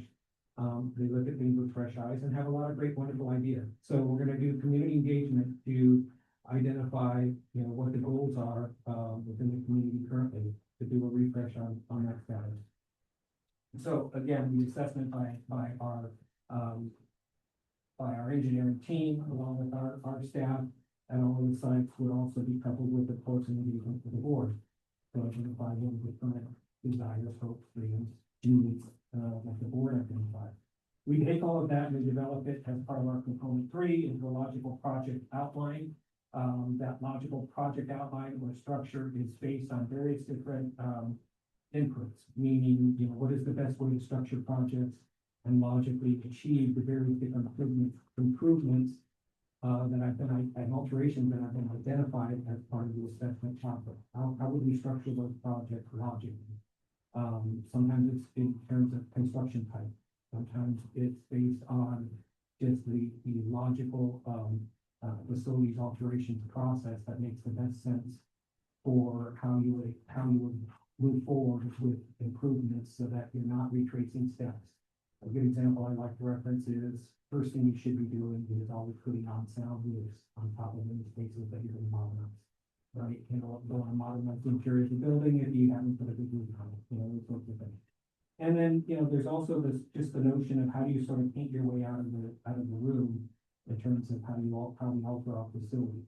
What are the utility infrastructure improvements that have to get put in place first before we can then connect new systems to that infrastructure. So that logical project structure then starts to come out of the ether and create a roadmap for how the facilities could get altered for the coming generation. And then part of that, our last component is what we call resource demand. In short, it's the budget. But what are the total costs that we're coming up with? For example, the 2016 master plan that included a lot of improvements that we have achieved, identified $142 million worth of need. And that was without any escalation in 2016 dollars. So we would come up with the resource demand that would identify what is the need for the hopes, needs, wishes, and wants that we've identified as part of this master plan and strategic planning process. As an adjunct to the master plan, what we've also talked about with Superintendent Silversmith is identifying facilities alterations processes so that we can have good communication for the site for how things would unfold as part of a subsequent building program for requests that come from the site. We would also develop facility standards with the board, identify the technical specifications for systems that should be put in place as we move forward. There's also a component, as the education specifications. That's a term of art that's specifically developed as part of an OPSC, Office of Public School Construction criteria that would be necessary for any new school projects that come forward. For example, we did a new education specification when we did the Hoover project, knowing that we were going to be applying for grants as part of that project. So those are some ancillary components that are part of what we were calling this strategic plan. We've identified the fees that we believe are necessary for each of these components for ourselves, as well as our structural, electrical, mechanical, plumbing, and civil engineering, as you can see in the outline there. As a note, I will say that we've used a reduced rate, as sort of a, family, good friend, good repeat client gesture. We've used reduced rates for all of the different, players that would be involved from our office. And I believe that we could, like I said, I believe that we can gain some efficiency, with how this would unfold, again, because of a lot of the documentation that we already have in place in terms of site maps, in terms of eligibility, with the state that we've established before. And just because the facility knowledge, we developed a proposal that the last several years, both ourselves and our consulting firms. So, it comes down to a total of $114,475 that we're proposing, for ourselves and our consulting engineers as part of this effort. That would unfold over the course of the next 12 to 18 months, the long-term project process. What I would also like to note in terms of this strategic plan and master plan is that this is a long-term roadmap for your facility that would outline how improvements could occur over the course of the next 10 to 15 years. This is not a roadmap for a specific bond measure. It's not a roadmap for a specific set of resources that are available. As we typically see, public school districts have needs and demands that are far exceed the dollars that are available. That's just the nature of public school facilities funding in this day and age. So we're going to identify hundreds of millions of dollars worth of need and want, and then building programs will unfold as the district move forward and target certain portions of that, as the board will then establish priorities from the master plan to move forward with a subsequent bond program, deferred maintenance program, developer fee, utilization, et cetera, that could be part of that resource demand towards the identified needs and wants in the master plan, strategic plan. Thank you. Question? I have a question. Richard, can you, I know you said it's 12 to 18 months. Can you sort of take us through roughly what the timing might be for each of these 4 components? Yeah, sure. As a rough, one of the things that we would do is one of our first efforts would be identify a specific schedule for the master plan as one of our, I'm not saying hire us and we'll tell you. Well, I'm saying we'll do a schedule for the board and for district staff to identify how we're going to outline it. But, in short, the facilities assessment would be relatively quick, the first couple months of this effort. What we would also do is, ideally, if this moves forward, we'd like to engage the community before we hit summer, to see if we can start having those site meetings this school year before we get to May, June, and lose folks for the summer. The worst thing you can do is try to have community meetings, right, over summer break or winter break. So we would try to engage the community before we get to summer. Over the summer months, we would spend our time then synthesizing what we have into the logical project structure. And then come fall, winter of next year, we would be starting to develop the resource demands and the budgets. We might re-engage the community as some follow-up. We would be doing some of the other informational interviews along the way as part of that process with the different departments. We want to meet with IT, we want to meet with ed services, we want to meet with food services, et cetera, as part of all of this fact-finding and engagement. So those things can happen sort of as we go. So I can see the plan being developed and into the fall, winter of this coming year, to the point where we may have something by, early next spring to start to bring you as a draft. That's a lot of time. Questions or comments? Thank you, Richard. I appreciate it. Thank you. And I do have a couple comments. So first of all, I support us doing this. I think it would be, I recognize that this topic is one, so we're not going to have the results of this before we decide if we want to go for a bond measure, but before we start spending additional money on potential bond, I think having our arms around our facilities, the condition of all the facilities, where the needs are, where the community support is for making additional investments, I think is really important. And then the point in the summary that, we have to have a master plan to apply for some of these grant funding, so I mean, the cost of this contract is gonna be quickly recouped with, state grants, so, it's not controversial for me, I think it's, I appreciate you discounting, the rates, I think we get a lot of benefit from your firm's knowledge of our facilities already, so obviously it's not gonna take you nearly as long to get your arms around the condition of the facilities, you might go to without leaving the office, so. Sure, I would also note, trustee Brown, along the lines of what you mentioned, we won't be working in a vacuum. You know, if the board were decided, if the board and as the board decides to move forward with a subsequent bond measure, there's knowledge that's going to come about as part of our work product and our work process that we're doing with parents. So there's going to be portions of that information that can feed into a bond strategy, given that the decision forward. So, like I said, we're not working in the vacuum. Distributing information, developing information, sunset of information, etc. Consist with commitment to certain types of facility development. Great. Any other, okay, well, I'll move approval of the, engaging ETA for the facility strategic master plan. All in favor? Aye. That passes 5-0. Rachel. Check them.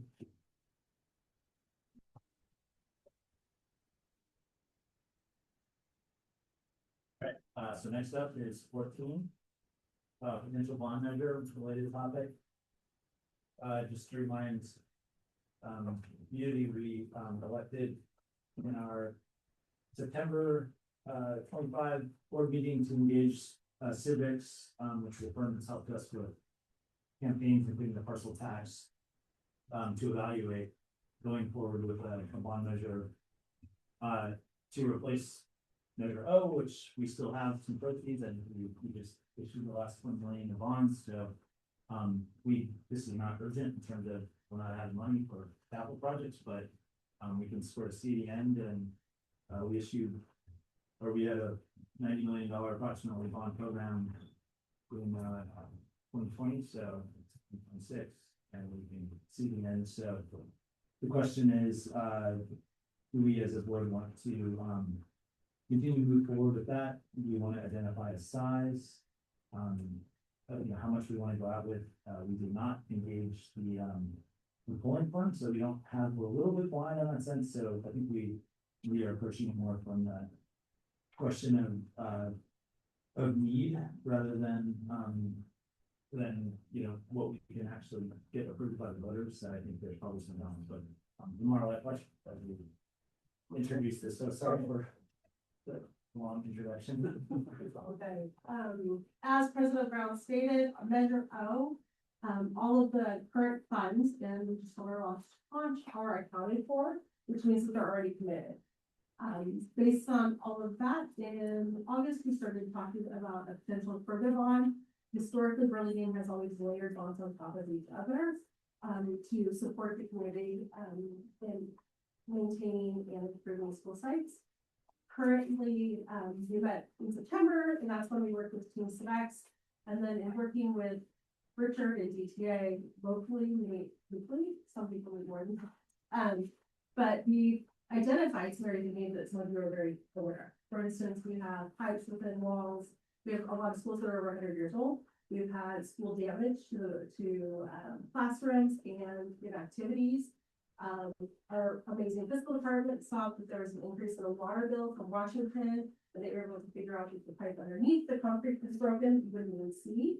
So as we look at the things for the future bond, one of the things that we're really realizing is it's not the nice to see, right? We have a beautiful SRC from this bond. We have so many beautiful things. Lincoln's going to have a new front area, Franklin will have a new front area. All of that's, again, accounted for in Charge Street. But what we're really realizing is that ongoing cost of repiping the inside of the buildings, looking at updating Wi-Fi, and making sure that we are prepared for our Detroit students. And so it's really kind of the infrastructure items that we're looking at. Also, in the previous bond, we talked about budgets to go into the school sites and multiple things like that, that now we're getting data. As Richard talked about modernization of certain things, our multiple purpose rooms need to be modernized. So there are numerous items throughout that kind of need a makeover at this point based on not a want, but really a need. Currently, when pipes burst, we go into general fund, and try and solve it out, because the bond money is accounted for in here. So these are some of the items that we would be interested in, having our new bond support us with, is updating the infrastructure within our school. Thank you. And do you have, any guidance for how we think about the size of the potential issue? Not that we necessarily have to decide that tonight, but just as we're thinking about it. Yeah, one of the things that we've really tried to drill down is not wants and needs, but necessities. And we, at this point, have figured very roughly, probably around $90 million to complete the activities. Repiping, restructuring, replacing things that need to be taken out and redone. So that would be the rough item of the dollar. And how long does that, I like to think of these bond programs in terms of how long they last, like what's the spend per year, because there's only so much that we can, only so much debt capacity that we have, so we have a sense of like how many years, I think the last one. The last one was 6 years, yeah, exactly, then we should run out. So we're thinking with the next bond with inflation and everything, where we can probably 6 years of projects to work. So to summarize that, so similar size to Measure O, what you're recommending, similar amount of time, so about 6 or 7 years to spend it. But we're not getting the building because of inflation, so it's more than. Correct. Okay. Right, and Measure O will have lasted a little bit longer, but also what we're seeing is a lot during COVID when we were building, we had huge inflation, and then so a lot of our things that we were projecting for spending per item or per line item within the bond ended up costing more than we expected. 2020 prices are no longer Thank you, available. exactly, Yeah. yes. Yeah. Understood, so. Anything else before we? Richard's hands up. Is it too late to make a public comment? Call it that, for lack of a better.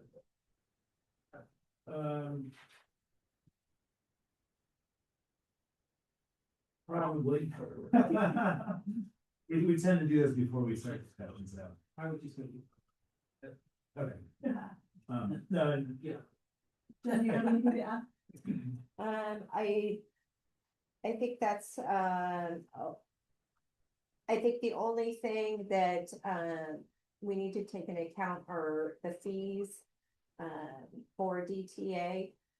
I think that, or, pardon me. When you say that, you mean the program manager? Yes, the program, yes. But I think we've been evaluating it internally. I think the plumbing is I think you're spot on. We're not talking about anything new. Like the Lincoln building, it's infrastructure at this point, and there's a lot of cost behind it. And do we have enough in the O program to complete the Lincoln? Because that's a big Yes. project for us. Yes. Yeah. Even at current prices. Yes. We did increase something based on that, so, it wasn't, we've already had to increase it once, and so we, feel confident about that component, but there are other things in the current bond that, depending on, inflation and everything else, that will be, is looked at constantly. Through either the owner's fee or our, oversight fee. Okay. All right. Comments, questions?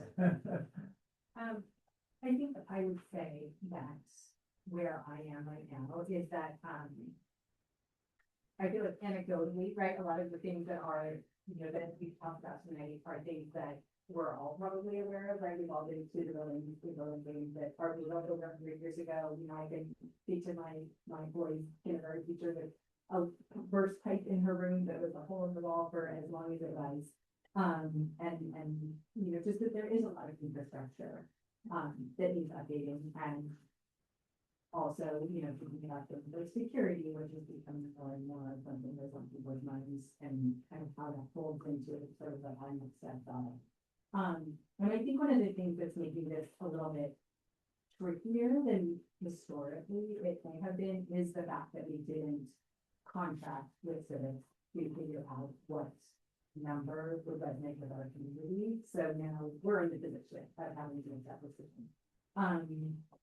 And I think what would help me sort of moving forward? I mean, I'm certainly interested to hear what everyone has to say, and then maybe, you know, as we're thinking about this, maybe in the next month before our next meeting, to kind of say, okay, here, you know, here are some numbers that we can look at. I think might be helpful before we make up on this, but I'm very open to think about this. Yeah, I'll add to that. I remember from the discussions that we had before, a lot of this is driven by timelines of when we can get an initiative on the ballot. Right? So if we have to choose a number now so that we can hit the next timeline. Yeah, it's a June primary and there's a November, general election of this one year. So either of those, but we've been advised that the primary is the high probability of success. Again.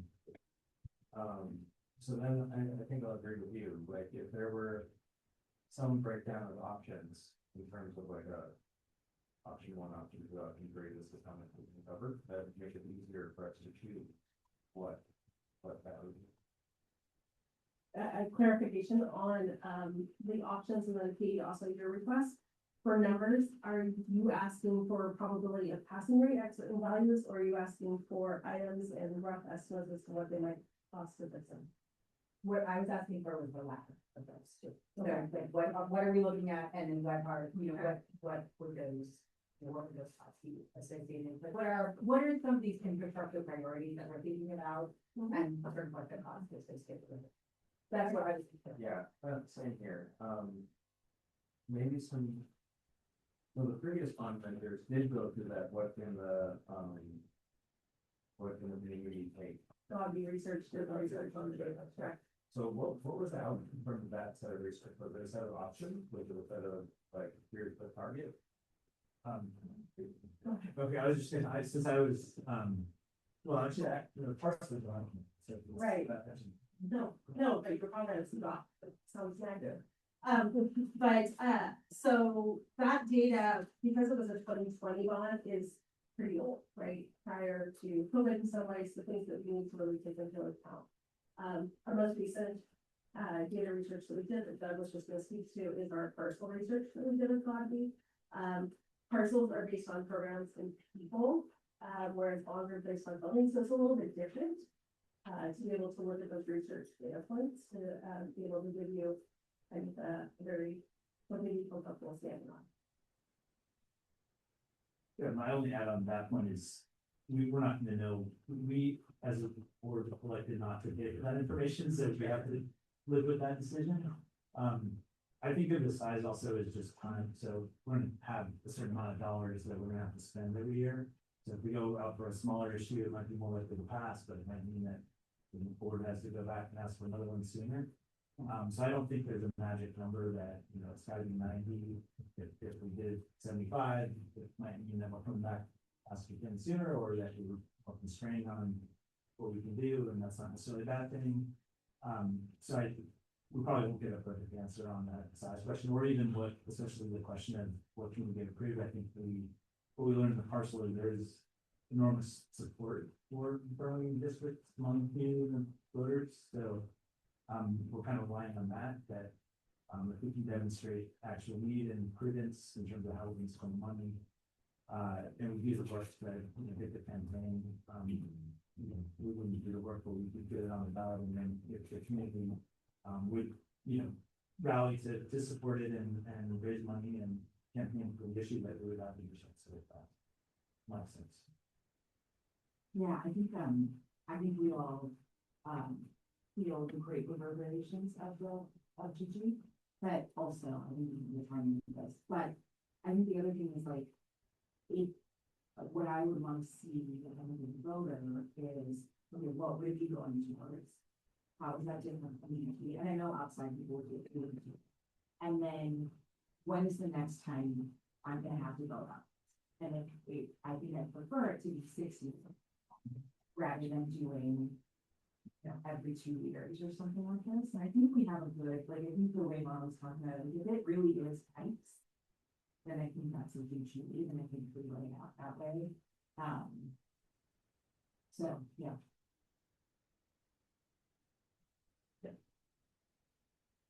Does remind me of, just speaking of the cadence, so typically you would look at a resolution for an amount of money. And then you talk about the things that would happen, what goes on the actual measure are those items that help to build that, right? And that's why we have the bond oversight committee, that does speak to those items and has the watchful eye with the hardest to the community, but that's where we are studying it and what we're studying it for, which is why we get use bond money to fix the broken pipes down.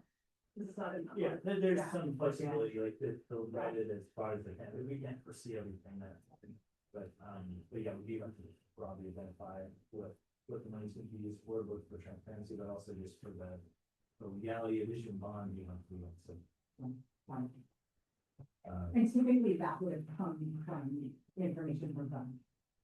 Yeah, Gabi only tells us if we can get X amount approved, or the community provides pipes more than libraries, or that's kind of information that the polling does. And is that that's typically what's used to help with the bond measure?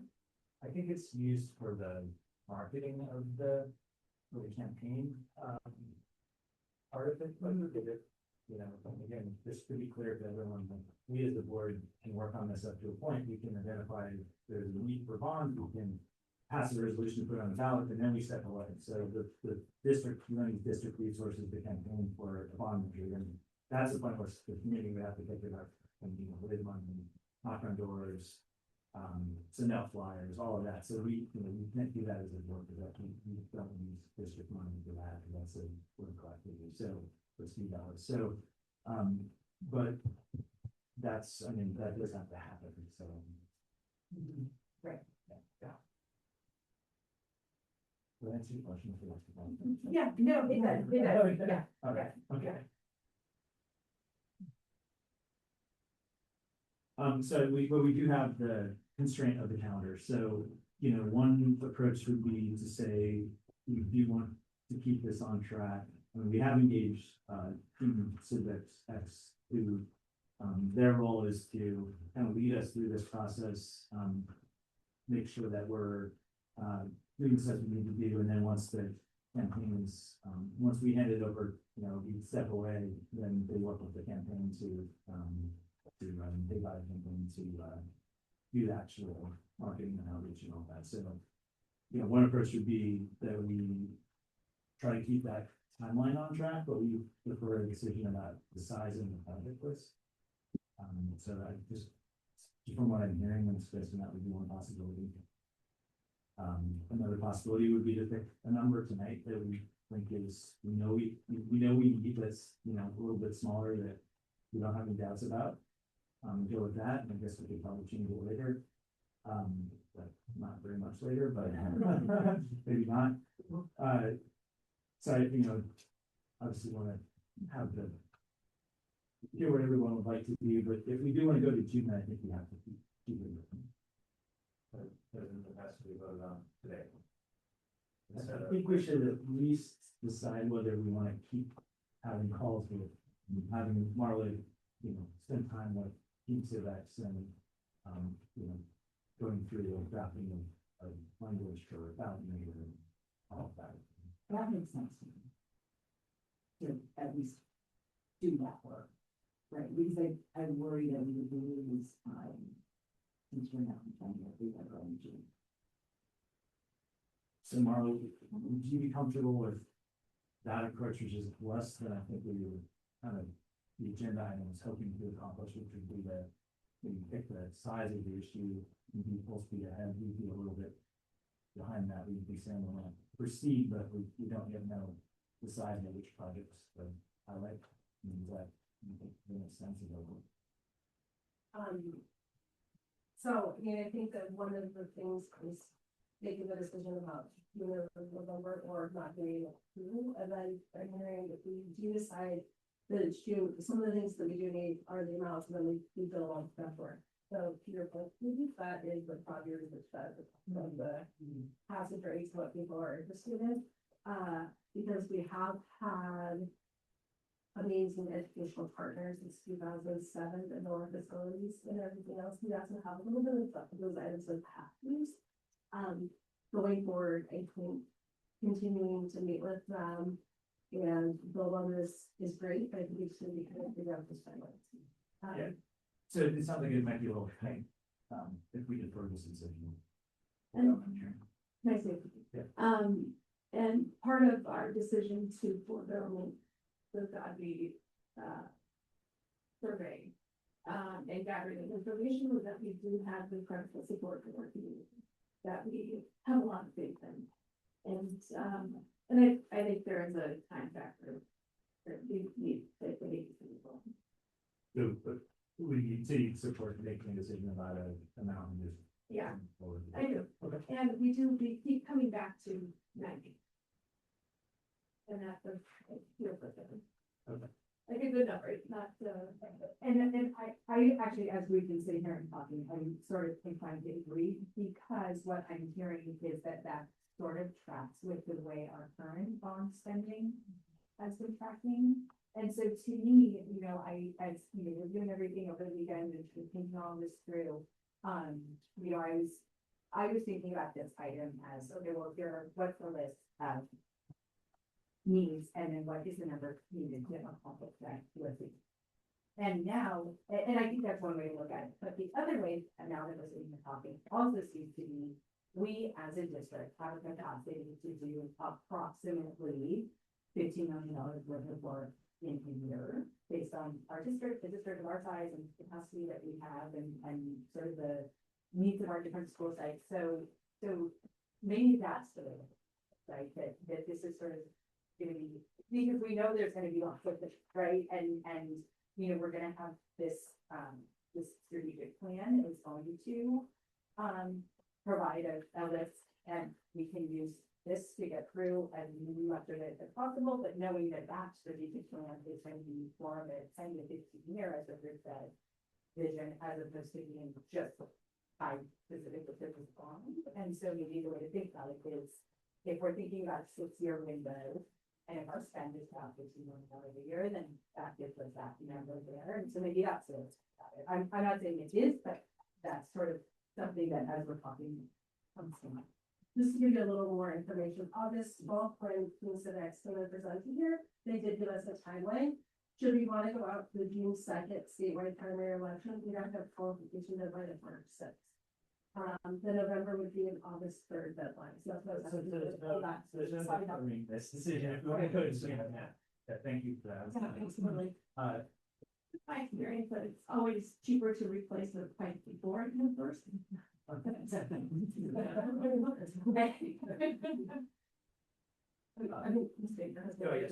just have 2 data points. I don't have the duration of the bonds, but our neighboring communities, one of our districts nearby went out for a bond for 95 million November of last year. And then on the other side of us, 140 million in 2022.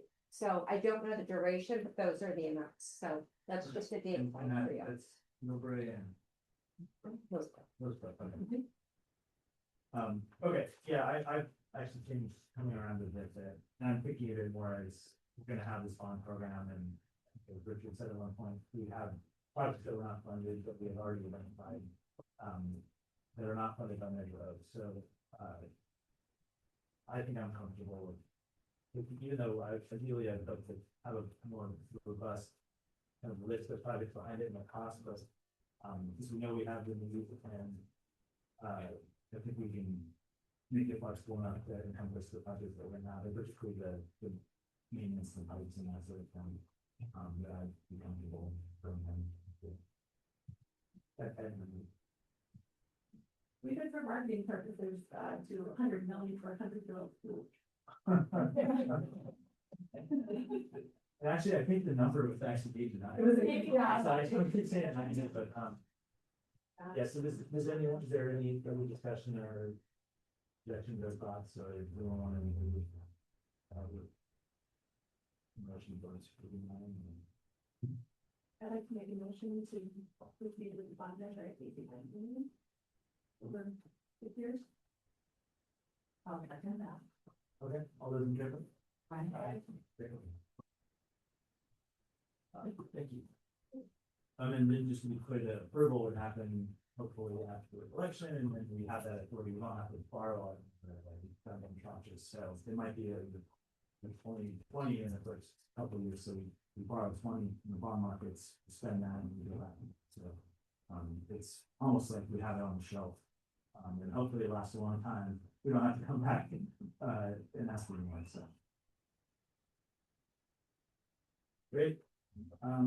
So we'll move on to item 15, statements of board members. So, Mine is, a little bit with the ISD with, with everyone coming back after the holiday. I just feel like there is a energy and there's an excitement by the kids to want to do that. And I think that is testament to the safe places that our schools are. And how the teachers are really invested in them, and how the psychologist is there, and janitor, and they know everyone, and even for those kids who possibly like mine were crying the night before finishing their independent study, but they were really excited, and that is so positive to have kids who want to come to school, even though they're having a really rough time with different things, to know that they have a nice community of parents and teachers and staff. Second, that. It is nice to get back to work here, and I'm excited about the plot. I'm thinking about the plot. It's wonderful to get everyone, about it. And I'm excited about getting the ball rolling.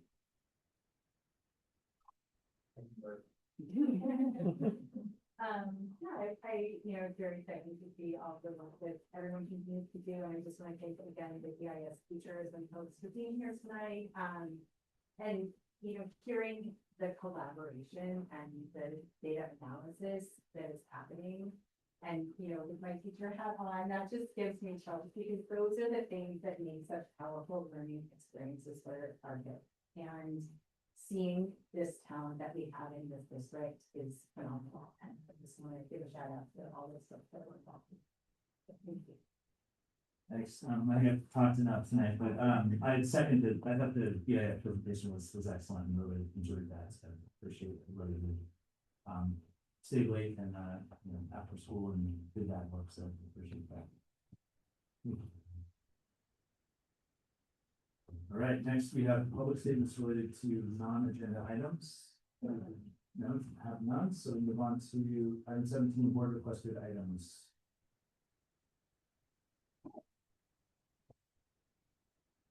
So Marlo, we have on the list so far, cell phone restrictions.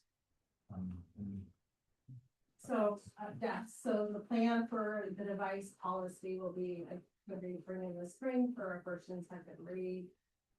Once it goes through all educational partners, what the law says on it is very specifically, you have to engage with diverse people in the community, so not just be selected for people or parents or anybody else. So they do target us to go out and seek that input from both areas. So our hope is to bring it first grade, hopefully not this after spring break, but we're also doing our piece in it, so make sure we're doing all of that for our parents. Are there any other items that anyone would like to propose as a board requested item? Okay, great. Item 18, public comments related to closed session items. None? Okay. Great. In that case, we will recess the closed session at 7:33.